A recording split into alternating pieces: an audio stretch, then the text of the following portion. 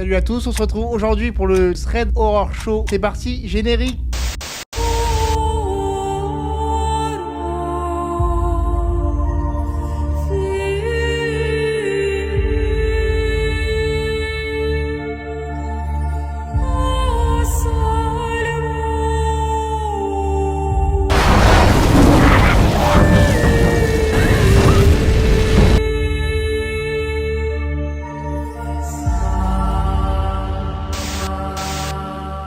Hélène, elle a 25 ans et maintenant elle est maman depuis 3 mois. Et ce qu'elle va raconter, c'était une histoire qui date d'il y a 10 ans. Hélène, elle avait une quinzaine d'années quand son histoire s'est passée. Ses parents, ils lui ont payé une super colonie de vacances en Malaisie.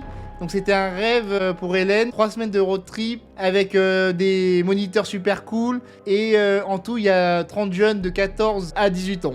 D'abord, ils visitent les plus grosses villes. Ensuite, il y a un trek de 2 jours dans la jungle. Puis 4 jours sur une toute petite île pour finir le séjour, le top. Et donc évidemment, il y a des affinités qui se créent. Elles sympathisent avec un groupe de copines. Donc elles étaient à 3 à s'entendre vraiment super bien. Du coup, ils ont rencontré 4 autres filles. C'est un séjour de rêve, il n'y a rien à dire sur le séjour.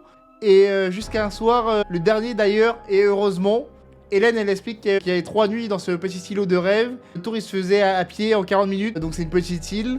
Donc l'île, elle est répartie d'un côté des habitations et d'un côté les bars et restaurants. C'est comme un Club Med, mais géant sur une île.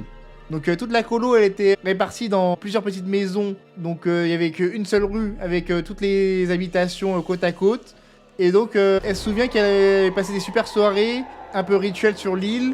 Un soir, ils ont mangé un resto, puis dansaient dans les bars, puis ils allaient se coucher. Donc tout se passait très très bien. Et le dernier soir de la colonie, la dernière soirée, elle traînait un peu et ils sont pas tous partis en même temps. Parce qu'il y en a qui préféraient dormir ou faire leur valise pour le lendemain et d'autres qui voulaient la soirée, quoi. Son histoire s'est passée vers 2010. Les portables à l'époque, c'était des iPhone 3. C'était une normalité de partir en colonie à 15 ans avec son portable, comme aujourd'hui. Et donc il y a juste 4 filles sur toutes les colonies qui décident de partir du groupe. Et donc à peine 1 heure plus tard, Hélène, elle se rend compte avec ses 2 copines que les gens sont vraiment motivés à faire la fête. Et donc la soirée se poursuit, il y a toujours une ambiance festive. Hélène, elle raconte que c'est la pire de toutes. Quand elle est dans son délire de soirée, elle capte plus rien autour de ce qui se passe. Vous imaginez bien, fête, alcool, danse, etc. Et donc il y a une fille du groupe qui réalise qu'il y a un mec qui marche derrière elle. Et donc du coup c'est vraiment louche qu'il les dépasse pas. Elles disent au mec d'arrêter de les suivre. Il y a une des filles du groupe qui a une stratégie de ralentir comme un escargot pour voir si le mec continuait son petit manège ou pas de les suivre. Les filles se sont rapprochées petit à petit de leur allée pour rentrer dans leur habitation. Donc Hélène, elle va jusqu'à sa cabane, l'avant-dernière au fond de la rue. Et elles entendent les filles hurler « Non, Hélène, non, allume pas, reviens ». Hélène, elle prend peur, elle se retourne. Les filles sont toujours au début de l'allée. Hélène, elle voit le mec toujours derrière elle, les suivre. Elle se retourne, elles sont paniquées, toutes les filles, elles courent au fond de la rue après la dernière habitation. Donc c'est le groupe des 4 filles justement que le groupe d'Hélène aime bien. Et elle se retrouve debout, tétanisée, à ne pas savoir quoi faire. Et le mec, il est resté debout et il était immobile au bout de l'allée. Il était comme ça à fixer les filles. Et là, il y a une des 4 filles qui sort de sa cabane. Et dans la panique, elles hurlent sors pas, enferme-toi, enfermez-vous. Et donc la copine qui était sortie, elle obéit et elle claque la porte. Et là, les 3 filles qui sont dehors, elles se regardent. Finalement, elle va rejoindre la cabane. Donc elle court en espérant que le mec leur court pas dessus, parce qu'elle n'était pas tout à fait à la cabane de la fille qui est sortie. Elle rentre dans la cabane avec les filles et elle dit qu'il y a un mec chelou qui les suit. Du coup, dans la confusion, les filles elles comprennent pas trop ce qui se passe. Et en plus, c'est une cabane qui ferme pas. Donc c'est une particularité de l'île. Ils ont des portes, mais ça ferme pas. Elles ont un seul portable parmi les 7 et ce portable il est complètement déchargé. C'est les moniteurs qui ont gardé les chargeurs. Elles sont complètement paniquées. Il y a une des filles du groupe qui est courageuse et qui soulève le rideau et elle hurle. Et là, elle se rend compte que le mec il est à quelques mètres devant elle. Il est planté à côté d'un arbre, à fixer la cabane sans bouger. Et il y a une des filles qui crie la salle de bain, parce qu'en fait c'est la seule pièce qui ferme. Et donc elles sont toutes réfugiées dans la salle de bain. Pendant au moins 10 minutes. Elles ont psychoté sur le fait qu'ils pouvaient rentrer dans la cabane. Et là, elles s'arment de courage et elles disent au mec on est 7 et lui il est seul. Et donc elle décide de sortir. Hélène, elle se rappelle plus comment elle a eu le courage d'ouvrir la porte, mais elle ouvre la porte pour voir ce qu'il y a derrière la porte. Mais avant de faire ça, elles se précipitent chacune dans la cabane pour vérifier ce qu'elles pouvaient prendre. Une lampe de chevet, n'importe quoi en fait pour se servir de ces objets comme des armes. Il y a même une des filles du groupe qui a pris du dentifrice. Ça pique les yeux.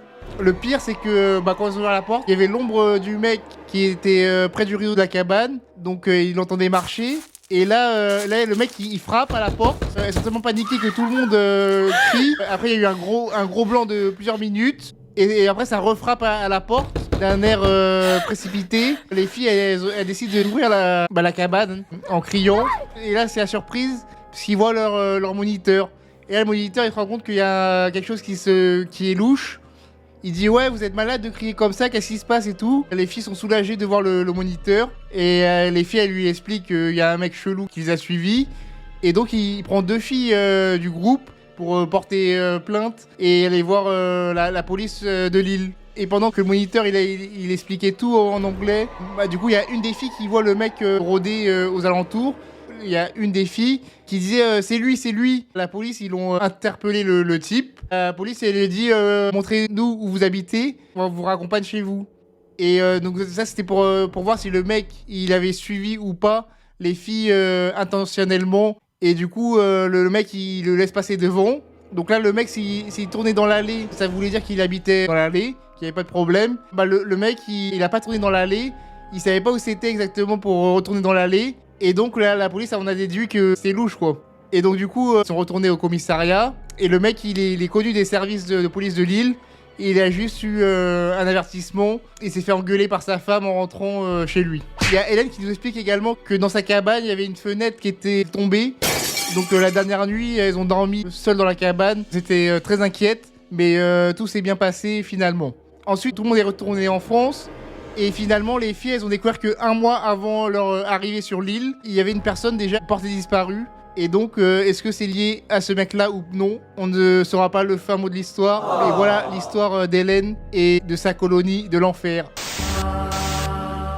Aujourd'hui, je vais vous parler de l'histoire de Clara. Clara, elle nous explique qu'elle va chez son père à chaque vacances, car il habite loin de chez sa mère. Elle a des parents divorcés. Elle va chez son père, elle garde le chien de son oncle, qui est un gros chien. Et elle a aussi également un chat. Ses fenêtres, ils ont des barreaux, car ils habitent au rez-de-chaussée. La première fois qu'elle va dans le nouvel appartement de son père en été 2020, tout se passe bien, sauf quand son père il part à 5h du matin pour aller travailler. Souvent, elle se couche après qu'il soit parti.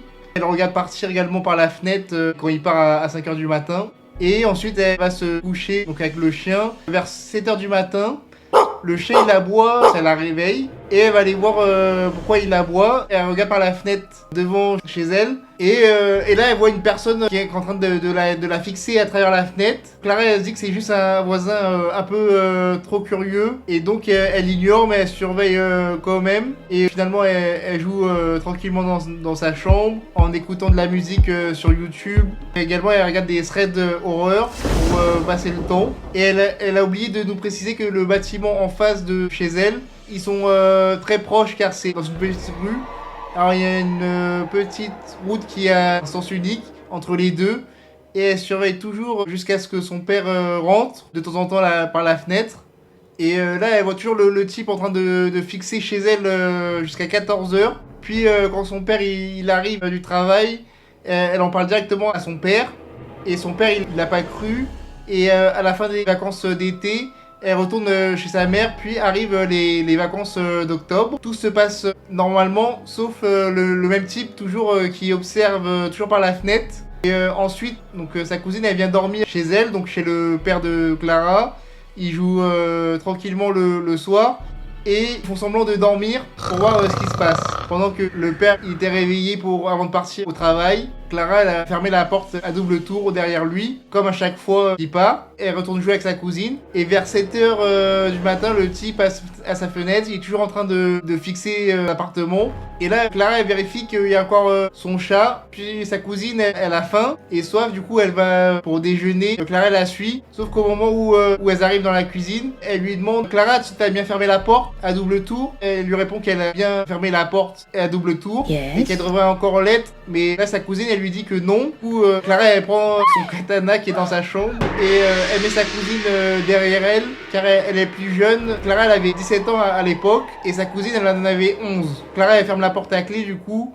Et elle surveille souvent l'arrivée de son père qui rentre vers 14h. Il n'y avait rien de bizarre entre 9h et 14h. Clara, elle explique avec sa cousine, elle était au téléphone avec leurs potes et qu'ils avaient trop peur de cette situation-là. Et Clara, elle avait gardé son katana à côté d'elle. Mais il s'est rien passé d'étrange depuis cette histoire. Et on n'a jamais su qui était le voisin qui a observé par la fenêtre, dit quelles étaient ses motivations. Aujourd'hui, je vais vous raconter l'histoire de Lucas. Donc, c'est Lucas qui raconte son histoire sur Reddit. Donc, cette histoire, ça lui est arrivé il y a 4 ans. Il avait 15 ans quand l'histoire s'est passée. Donc, à l'époque, Lucas, il explique qu'il habitait en Martinique. Et donc, il explique qu'il vivait chez ses parents au bord de la mer. Et à cette époque-là, il aimait bien jouer à la PlayStation 4. Pour mettre dans le contexte de l'histoire, il explique qu'il avait une maison en 2 parties. Il y a une partie avec une grande maison et une autre maison qui est plus petite, une chambre d'amis, et c'est là où Lucas il passe son temps pour jouer en fait. Et donc entre les 2 maisons, il y avait un grand deck qui sépare les 2 bâtiments. Et donc la chambre d'amis, elle était l'emplacement où Lucas avait installé sa PS4 pour jouer tranquillement. Donc il va nous raconter maintenant son histoire. Donc il était très tôt dans la matinée et donc Lucas il explique qu'il souffrait d'une insomnie qui l'empêche de dormir sur ses 2 oreilles. À un moment, il lui est venu l'idée de prendre la clé qui permettait d'ouvrir la fameuse chambre d'amis. Un matin, il s'est levé tranquillement de la chambre pour ouvrir la porte de la maison.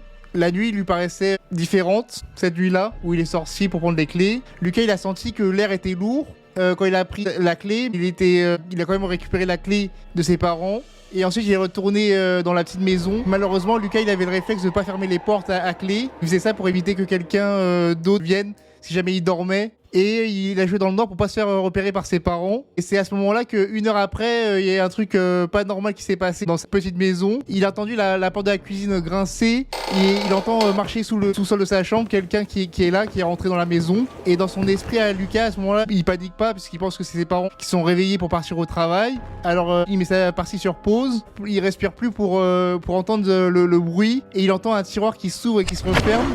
Et le frigo, mais il pense toujours à ce moment-là qu'il s'agit de ses parents, donc il n'est pas plus inquiété que ça. Donc du coup, il reprend sa partie. Tout d'un coup, il entend comme un bruit de verre, mais pas comme quelque chose qui se casse, mais qui se percute. Au bout d'un moment, le son il s'arrête. 30 secondes après, il entend des bruits de pas qui semblent sortir de la cuisine, venir vers l'étage. Et comme il l'a expliqué Lucas auparavant, sa porte elle n'est jamais fermée à clé. Lucas il commence à s'inquiéter, il tétanise à l'idée que ses parents lui passent un savon, parce qu'il pense toujours que c'est ses parents. Donc la porte elle s'ouvre tout doucement, à peine la porte à moitié ouverte, et il voit un homme très grand qui le regarde stupéfait, mais il le connaît pas, c'est pas ses parents. Mais tous les deux du coup ils sont terrorisés par la situation. Et la scène elle va durer au moins 10 secondes. Et c'est 10 secondes interminables pour Lucas. Et du coup l'homme il tourne ses yeux dans tous les sens comme si la folie s'était emparée de lui. Et là Lucas il a eu peur que l'homme avait pris un couteau. Et Lucas il pouvait pas s'échapper en plus qu'il était au premier étage. Du coup il a très mal à la tête Lucas, il pense à tous les scénarios inimaginables. Et ensuite l'homme il bouge toujours pas.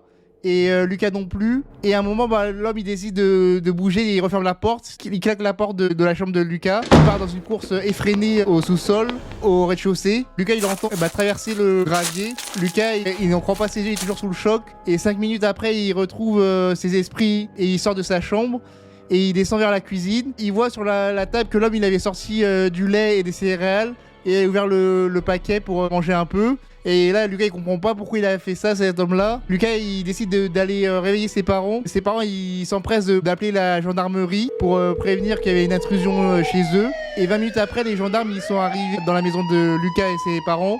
Et les gendarmes, à un moment, ils disent à Lucas, est-ce que c'est ce type-là qui nage dans la mer qui est rentré chez vous? Et Lucas, il regarde le mec nager et il reconnaît que c'est lui. Il dit oui, bien sûr que oui, c'est lui. Donc c'est lui qui est rentré chez moi et c'est exactement cet homme-là. Donc le type, il est interpellé, il est arrêté et placé dans le fourgon de la gendarmerie. En fait, il y a eu des conclusions des gendarmes qui ont expliqué aux parents de Lucas que cet homme, il était atteint de folie et qu'il n'est pas maître de lui-même. Cet homme a fini en hôpital psychiatrique. Et voilà le fin mot de l'histoire. Voilà pour l'histoire d'aujourd'hui. Merci pour les commentaires sur chaque épisode de Thread Horror Show, ça me fait très plaisir. Et je te dis à la prochaine, salut!